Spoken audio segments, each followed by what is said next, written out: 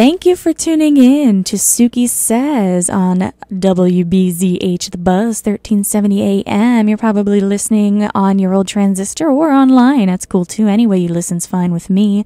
I have a very special guest calling in right now. She's fantastic, and she has been doing horror since she was a little girl. And I recently became I was introduced. I'm going to say it like that. I was introduced to Sleepaway Camp after I had met Jonathan Tiersten at the Philadelphia Comic-Con over the summer, and he called in a couple times, if you guys remember.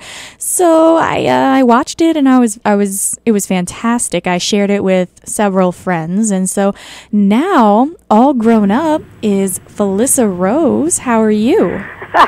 Hey, Suki, thank you for that lovely introduction. I appreciate it. I'm great. How are you doing? I'm awesome. I just have to ask you how the weather is, because you're in California right now, correct? I hate to rub it in, but it's so incredible. It's 85 degrees.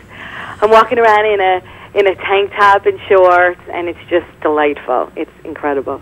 There's a freeze warning here. Did I rub it in too much? It's okay. It's okay because come visit me. Okay, you know what? I'm gonna take that. I'm gonna take your word on that, because I will go out there now. I will set up the rest of the hour of music, and I will go. You'll be on the plane. Cool. What are you doing in Cali right now?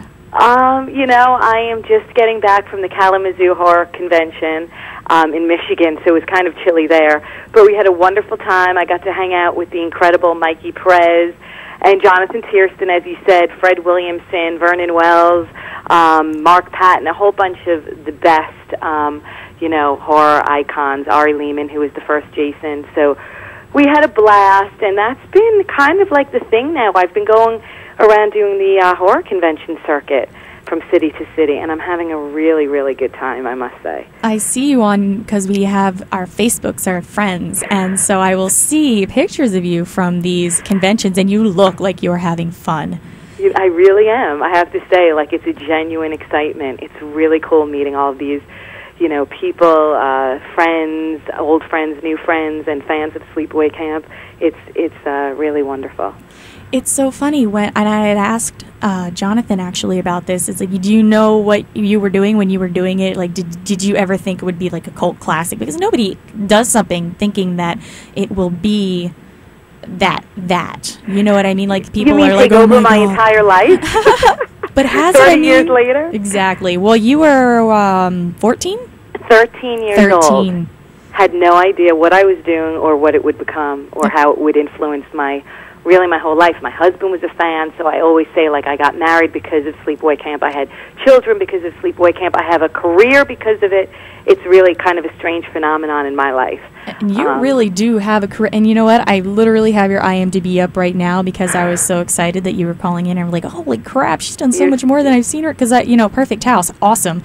And so it was cool seeing you as a 13-year-old and spoiler alert, if you haven't seen Sleepaway Camp, going from, my little penis?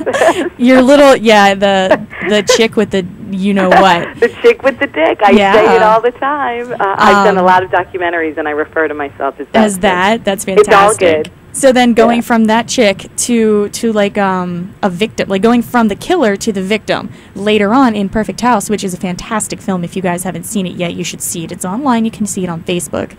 But seeing the difference and in between those two movies, how many years between? Don't date yourself if you don't want to. No, it's been, we are going on 30 years, and that's a long time. I dropped out for a bit, just to kind of grow up, go to college, have a little bit of a life.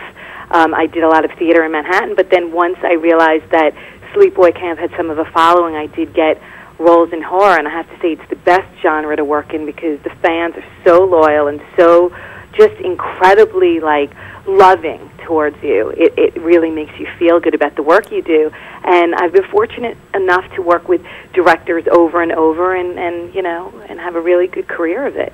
It's so funny because there are certain genres that there are just certain things. You see some people, they do everything. They touch on comedy, dramedy, family, musicals, some random stuff that you've never seen before.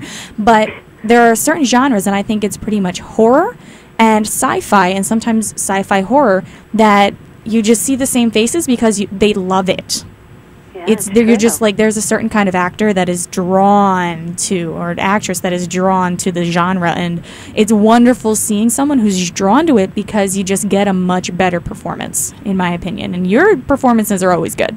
Oh, I appreciate that. It's because I've worked with some amazing directors and writers and other actors, that bring it out of you. But it is the genre, to top them all, because you just feel, like I said, so passionate about what you're doing, because you know that your work, will be out there, and you have that comfort of the friends and fans out there who will really embrace it.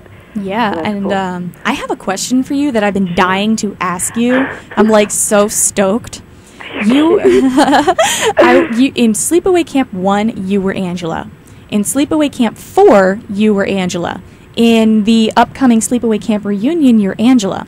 In 2 and 3, I believe Bruce Springsteen's little sister played Angela. Yes. How was it being being Angela first, and then watching somebody else's performance, and then coming back to it? Because that just looked like it would be an interesting.